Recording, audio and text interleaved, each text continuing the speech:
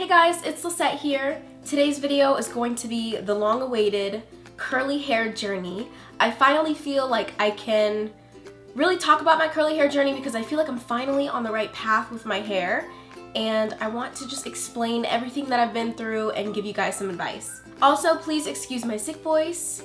I am constantly getting sick. I don't know why. I had the flu twice last year and I was sick for like a few months, and then I was finally good. Until May, which sucks because my birthday is in like 10 days.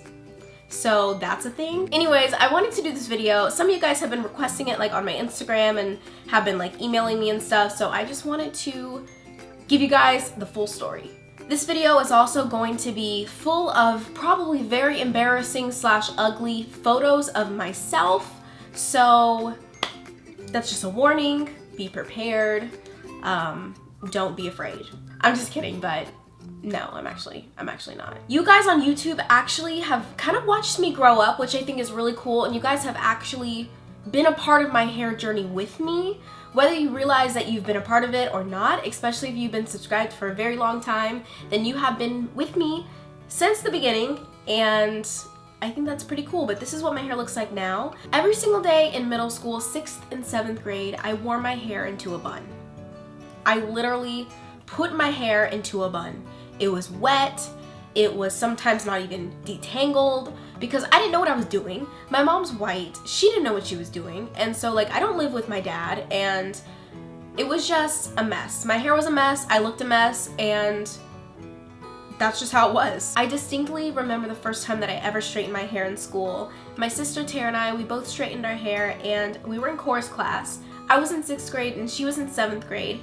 And I remember just everybody looking at us when we walked in, and they were like, oh my gosh, is that them? How does your hair go from here all the way down to here? Like our hair was waist length, so then people weren't understanding, since it was in this tight little like knotted bun, how does your hair go from this to this? Like it just didn't make any sense to people. They weren't understanding, and like we didn't understand either. We're like, I don't know, this is just how long our hair is. Everybody was like, your hair looks so good, you look so beautiful, you're so pretty, you should do this all the time, it looks great. They were like touching our hair. Basically, they were just kind of like petting us like we were animals, because our hair has always been up and it's finally down and it's straight and you can actually run your fingers through it, and they're like, oh my gosh, it's so pretty, we love it. Especially because me and my sister were very quiet, and I still am a very quiet person. We were super shy, like super shy.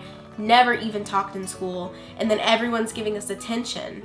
So it felt good at the same time because it's like helping to get us out of our shell. I went back to the curly, I went back to the buns, and I went back to, in my eyes, being ugly. I was ugly in 6th grade, I was ugly in 7th grade, and then 8th grade is when things switched up. 8th grade is the year that I said, you know what, I'm gonna be cute this year. There's this cute guy that I like that rides my bus. Like, I'm gonna be cute for everybody, and I need to start straightening my hair. I was actually introduced to relaxers from a hairstylist. I went to the salon to get my hair straightened once, and he was like, you would really benefit from a relaxer. So then I was like, what's a relaxer? And so he was explaining to me what a relaxer is, and it sounded like this miracle product. He's like, your hair will be easy to detangle, your hair will look longer, your hair will be more manageable, you can run your fingers through it, it'll be looser curls. So I was really excited. I got a relaxer and I started straightening my hair every single Sunday with my sister Tara. It was our routine. I did part of her hair, she did part of my hair, and we made it our little Sunday ritual. So age 13, 14, and 15, I'm straightening my hair every Sunday. I'm relaxing in between. So this is 8th grade, 9th grade, and 10th grade in middle school and high school. Eventually, I just got tired of straightening. Like, I got so tired of straightening my hair. It was 3 hours every Sunday. It was touching up every day. It was so time consuming. And then plus the Florida humidity, my hair would end up looking really poofy, and I just felt like all of my hard work was going to waste. And I just got lazy. I stopped straightening my hair and I just started putting my hair up again, back to being ugly, and then I just let my hair grow so I could go natural.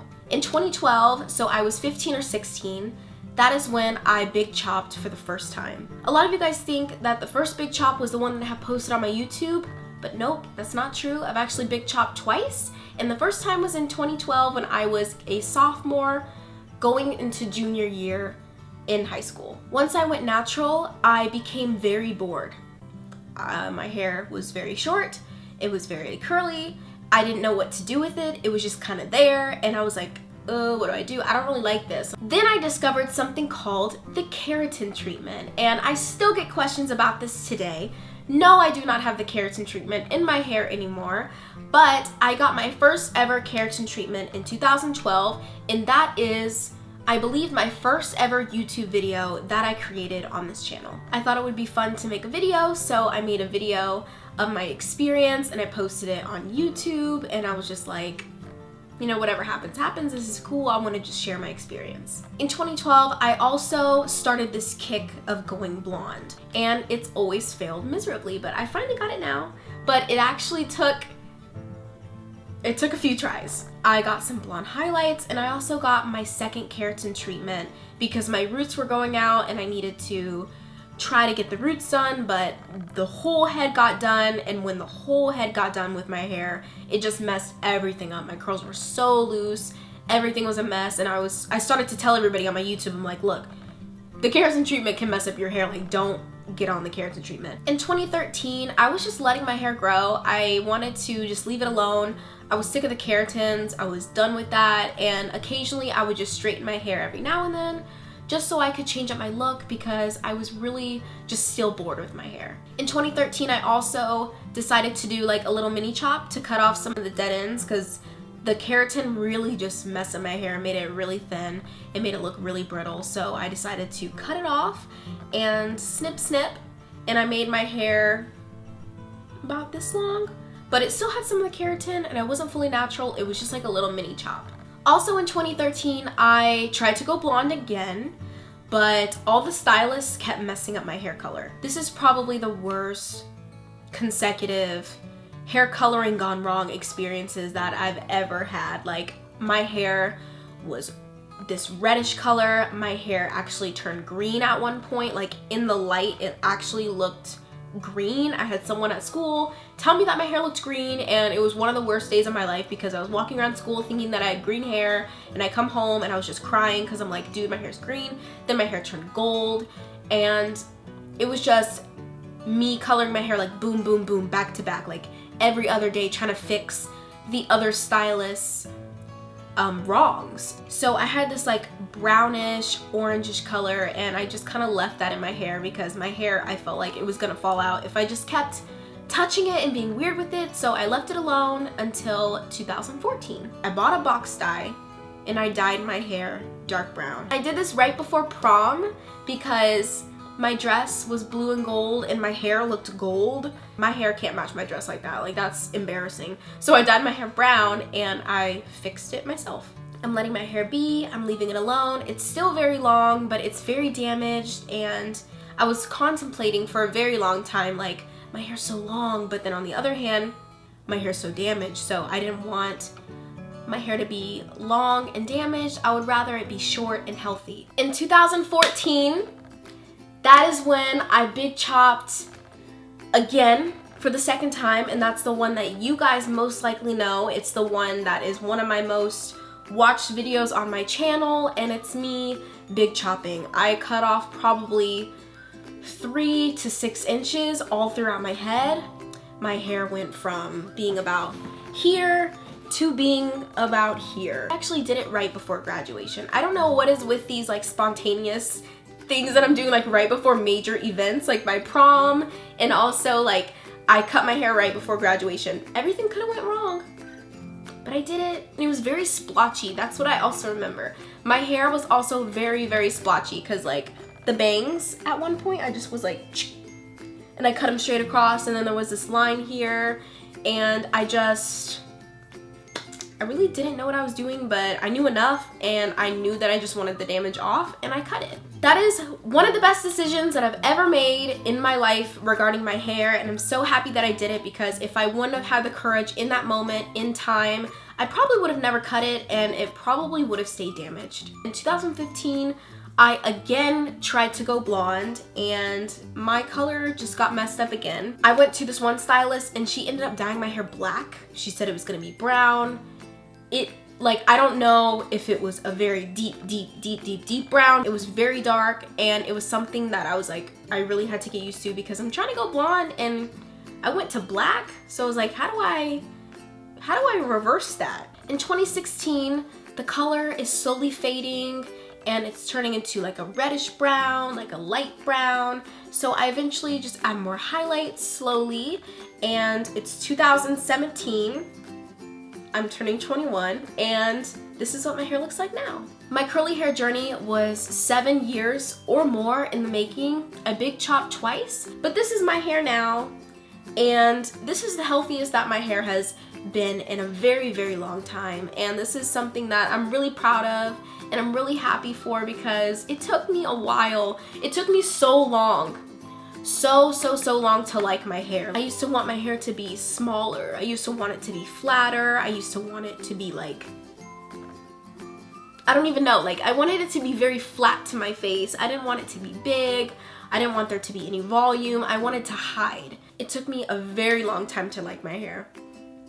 A very long time. As you guys can see, I was struggling for 7 years, still trying to make my hair smaller, still trying to make it just what it wasn't. I was still just trying to do too much to it, too much, too fast, without having the knowledge of knowing like what the end result would be. I was thinking that my hair was indestructible, and just because I dyed it and I did this and it didn't fall out, I'm like, okay, my hair's really, really strong. But what I wasn't understanding is that the curls are going from spirals to like these little weird waves with kinks in them, and then they weren't just looking good. I hope that you guys can relate to this, and I hope that you liked it, and that you just, I don't know, I just feel like I wanted to share that, and I just wanted to let you guys know that even if you feel like you're never gonna get to the point that you want to get to, you will, because that's how I felt. Like, I felt like I would never get to this point. I was crying about it. I was upset about it. I was thinking that I would be ugly, because it's like you go through your curly hair journey, right? And it's like you're going through it, you're actually in the journey, and then you have doubts. You're like, wait a second, what if my curls look bad? What if they look a certain way that I don't like? What if they're different? Like, I didn't even know what my curls were gonna look like. Like, I forgot really what my curls look like, because I manipulated them so many times that I just didn't really even know what I was getting. Hair grows.